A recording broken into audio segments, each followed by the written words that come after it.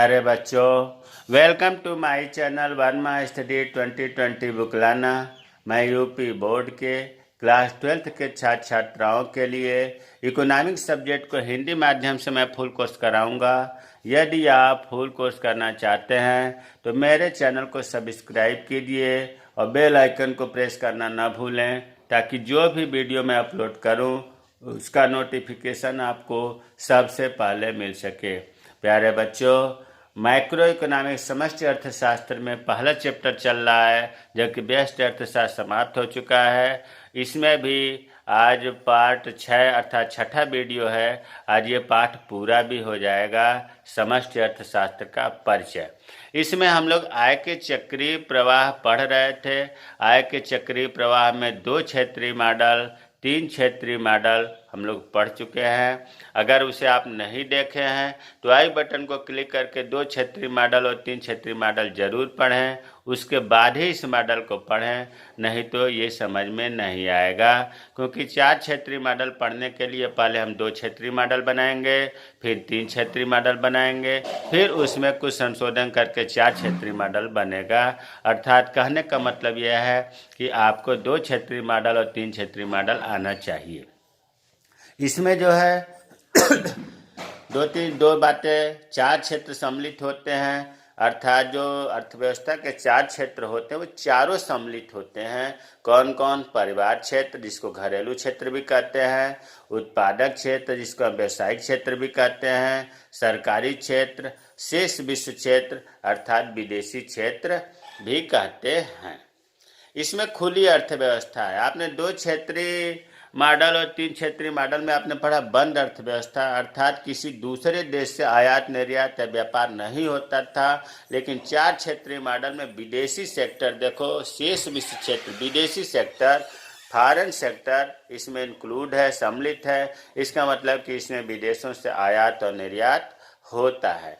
अब इसके चित्र को देखते हैं। चित्र बहुत ध्यान से देखिएगा, क्योंकि चित्र बनने के बाद आपको इतना कॉम्प्लिकेट, इतना जटिल दिखेगा कि आप होपलेस हो जाएंगे, समझ में नहीं आएगा। इसलिए आप शुरू से अगर ध्यान देंगे तो ये चीज़ें बहुत आसानी से आपके दिमाग में फिट हो जाएंगी। इम्तहान में अगर आ जाता है कि आय के चक्रीय प्रवाह का 4 क्षेत्रीय मॉडल बताइए, तो इसमें आपको चित्र बनाना हर हाल में पड़ेगा। अगर आप नहीं बनाते हैं, केवल व्याख्या करते हैं, तो नंबर नहीं मिलेगा। चित्र बना करके अगर व्याख्या करते हैं तो पूरे 6 में 6 नंबर मिलेंगे। अब आते हैं चित्र बनाने के लिए। चित्र बनाने के लिए इसमें आपको 4 क्षेत्र है, तो बनाते हैं। हमने लिख दिया सबसे पहले परिवार, इसको गोले में बना लिया। फिर उसके बाद फर्म,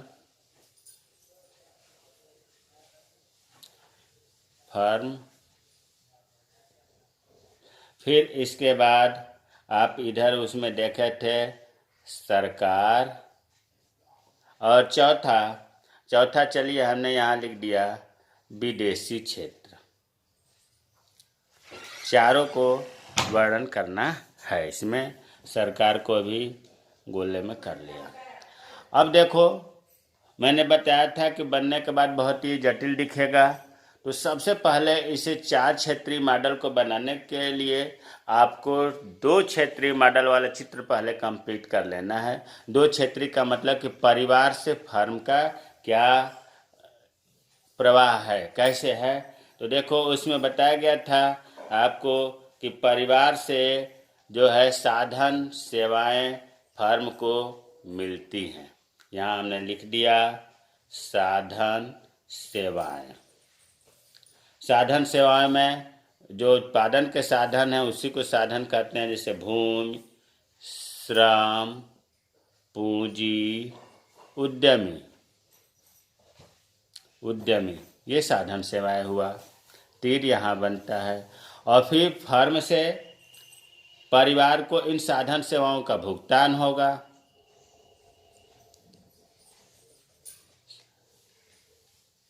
यह परिवार को क्या होगा? साधन भुगतान होगा। साधन भुगतान, इसमें क्या मिलेगा? भूमि से लगान मिलेगा, श्रम से मजदूरी मिलेगी, पूंजी ब्याज मिलेगा, उद्यमी को लाभ मिलेगा। ये बताया गया है 2 क्षेत्रीय मॉडल में। अब नीचे उसमें देखते हैं, इसमें आपको बताया गया है कि फर्म से परिवार को वस्तुएं एवं सेवाएं मिलती हैं। वस्तुएं एवं सेवाएं मिलती हैं और वस्तुएं और सेवाओं के बदलों में परिवार जो है फर्म को व्यय करता है, उपभोग व्यय कहते हैं, उपभोग व्यय करता। यह आपका 2 क्षेत्रीय मॉडल कंप्लीट हो गया। स्टेप बाय स्टेप बनेगा तो याद भी रहेगा। अब देखो, अब आते हैं 3 क्षेत्रीय मॉडल। सरकार से परिवार का, सरकार से जो फर्म का था वो चीज़ बताएंगे। देखो, सरकार से जो है परिवार को मैंने बताया था कि एक पक्षी अंतरण होता है। एक पक्षी अंतरण का मतलब ये हुआ कि यह जो है परिवार को वापस नहीं करना है। सरकार को एक पक्षी अंतरण के अंतर्गत वृद्धावस्था पेंशन, विकलांगता पेंशन, शौचालय का पैसा, मकान का पैसा, मातृत्व लाभ पेंशन या लाभ, तमाम जो आते हैं, छात्रवृत्ति हुआ, बीमारी का पैसा जो सरकार से मिलता है उसे हम कहते हैं एक पक्षीय अंतरण। इसे वापस नहीं करना पड़ता है। इसके अलावा सरकार जो है परिवार को सेवाओं पर व्यय करती है। सेवाओं पर व्यय, सरकार के अंतर्गत जितने लोग कार्य करते हैं, जैसे मान लो सेना है, थल सेना, जल सेना, वायु सेना या डाक विभाग, रेलवे, जितने भी सरकारी आदमी हैं उनको वेतन सरकार देती है। सरकारी व्यय जिसको कहते हैं परिवार को मिलता है। अब परिवार सरकार को क्या देती है, बताया गया था कि टैक्स देती है, कर देती है। अब आते हैं सरकार और फर्म के बीच में। उसी तरह से सरकार जो है फर्म को क्या देती है, तो यहाँ पर अनुदान देती है। अनुदान जिसको सब्सिडी कहते हैं, अनुदान, SUBSIDY, सब्सिडी, इसे समझ लीजिएगा, ये अनुदान है। अब सरकार जो है फर्म को अनुदान ही केवल नहीं देती है, वस्तुओं और सेवाओं पर व्यय करती है। वस्तुओं और सेवाओं पर व्यय, वस्तुओं और सेवाओं पर व्यय करती है। क्यों? क्योंकि सरकार भी वस्तुओं को खरीदती है। मान लो सीमेंट खरीदी, लोहा खरीदी, कहीं पुल बनाना है, तो जो वस्तु खरीदेगी सरकार व्यय करेगी, फर्म को प्राप्त होगा। तो वस्तुओं और सेवाओं पर व्यय लिखा हुआ है। अब थोड़ा सा जल्दबाजी में, अच्छी राइटिंग नहीं है, लेकिन इसीलिए मैं बार बार रिपीट करता हूँ कि समझ लें। सरकार वस्तुओं और सेवाओं पर व्यय करती है। अब बात उठता है कि फर्म सरकार को क्या देती है, तो फर्म सरकार को टैक्स देती है, अप्रत्यक्ष कर, टैक्स, कर, अंग्रेजी में टैक्स। ये आपका सरकार और सरकार के द्वारा आय का प्रवाह फर्म को कैसे हुआ, और फर्म से आय का प्रवाह सरकार को कैसे हुआ। 3 क्षेत्रीय मॉडल बन रहा है। इसमें आपको बीच में मुद्रा बाजार भी बताया गया था, जो हम कहे थे कि ये बैंकिंग है। परिवार जो है बैंक में बचत भी करता है और परिवार जो है बैंक से उधार भी लेता है, ऋण भी लेता है। उसी तरह से फर्म जो है बैंक में बचत भी करता है और और उधार भी लेता है बैंक से। उधार का मतलब ऋण से है। उसी तरह से सरकार भी मुद्रा बाजार में बचत करती है और उधार ऋण भी लेती है। इतना आपको बताया गया था 3 क्षेत्रीय मॉडल में। अर्थात 3 क्षेत्रीय मॉडल के लिए हमने 2 क्षेत्रीय मॉडल बनाया और 3 क्षेत्रीय मॉडल बनाया। अब 4 क्षेत्रीय मॉडल बना रहा हूँ। इसमें पहले 2 क्षेत्रीय मॉडल बना कर दिखाया, फिर 3 क्षेत्रीय मॉडल का बना कर दिखाया। अब जो है चौथा क्षेत्र जो विदेशी है, इसमें सम्मिलित हुआ। इस विदेशी में हमको दिखाना है। तो देखो फर्म जो है, फर्म कोई भी अपना वस्तुओं का उत्पादन अगर करती है फर्म, तो ऐसा नहीं है कि केवल अपने देश में ही वो बेचे, विदेश में भी वो निर्यात कर सकती है। तो निर्यात, निर्यात से क्या मिलेगा? आय मिलेगा। उसी तरह से फर्म विदेशों से आयात भी कर सकती है। आयात करेगी तो क्या होगा? भुगतान करना पड़ेगा। भाई कोई भी फर्म है विदेशों से आयात कर सकता है। जब आयात करेगा तो विदेशी आय जो है फर्म में प्रवाहित होगी। और अगर फर्म ने मान लो गेहूं का निर्यात किया तो क्या होगा?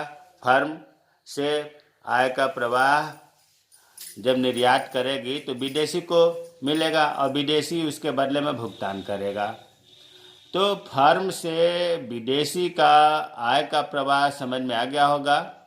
फिर एक बार समझते हैं, कोई भी फर्म जो है विदेशों से किसी वस्तु का आयात अगर करती है, आयात अगर करती है तो ये फर्म जो है, यहाँ एक चीज़ मिस्टेक हो रहा है। देखो, जब कोई चीज़ वस्तु का आयात करेगी तो फर्म का जो है मुद्रा यहाँ आएगा विदेश में। भाई आयात करेंगे तो फर्म का मुद्रा यहाँ आ गया विदेशी में, तीर उल्टा बन गया था, सॉरी। और उसी तरह से फर्म मान लो गेहूं का निर्यात किया तो ये फर्म को पैसे मिलेगा, विदेशी मुद्रा मिलेगी, है ना। अब क्लियर हो जाना चाहिए, कंफ्यूजन ना हो। अगर फर्म कोई वस्तु का आयात करती है, मान लो कि मशीन, अभी देखो चिनूक हेलीकॉप्टर मंगाया गया है, तो हेलीकॉप्टर मंगाया गया है तो फर्म की मुद्रा जो है आय विदेश को गई। और अगर फर्म गेहूं का निर्यात करे तो विदेशी मुद्रा उसे मिलेगी, है ना। तो ये चीज़ें क्लियर होनी चाहिए। तीर ये इधर है और ये इधर है। अब आते हैं, सरकार भी विदेशों से आयात निर्यात करती है यहाँ से। अब यहाँ से ध्यान दो, सरकार का बता रहा हूँ। सरकार अगर किसी वस्तु का विदेशों से आयात करती है तो सरकार क्या करेगी? भुगतान करेगी, स्वाभाविक है। भुगतान करेगी, किसको करेगी? विदेश को करेगी ना। यहाँ हम लिख सकते हैं कि सरकारी खजाने से, सरकार सरकारी खजाने से तो भुगतान करेगी। तो सरकार किसी वस्तु का जब आयात करेगी तो उसे भुगतान करना होगा। सरकार की आय जो है विदेशी की तरफ प्रवाहित होगी। उसी तरह से विदेश से सरकार निर्यात भी कर सकती है, स्वाभाविक है। मान लो कि इधर से दिखा देते हैं,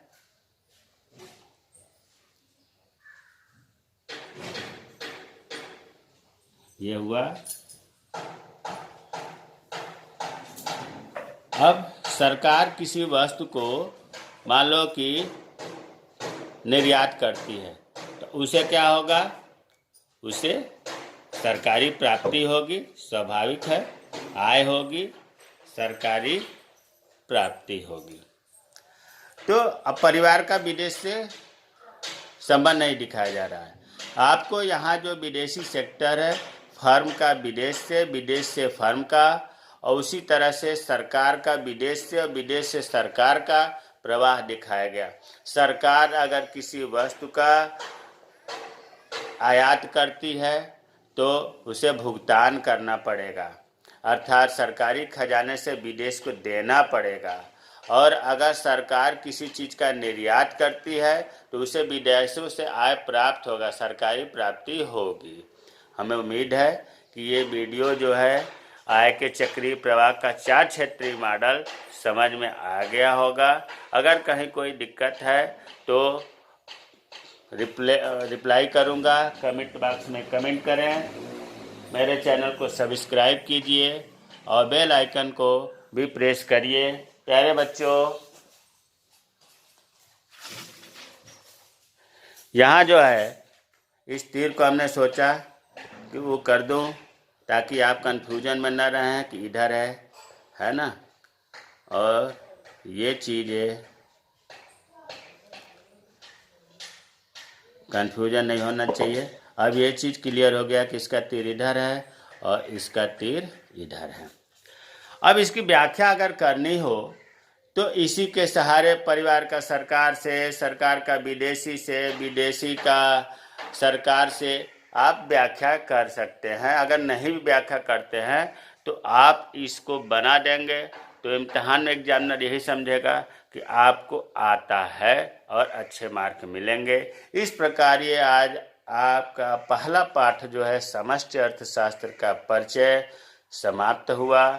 प्यारे बच्चों, आप किसी भी वीडियो को जो प्ले करते हैं तो राइट साइड में त्रिभुज जैसी संरचना है, उसे आप क्लिक करके डिस्क्रिप्शन बॉक्स में जाएंगे तो एक लिंक मिलेगा। उस लिंक को क्लिक करेंगे तो प्ले स्टोर पर पहुंचेंगे, प्ले लिस्ट में पहुंचेंगे, प्ले स्टोर नहीं प्ले लिस्ट में पहुंचेंगे और प्ले लिस्ट में आपको क्रम से सभी वीडियो मिलेगा।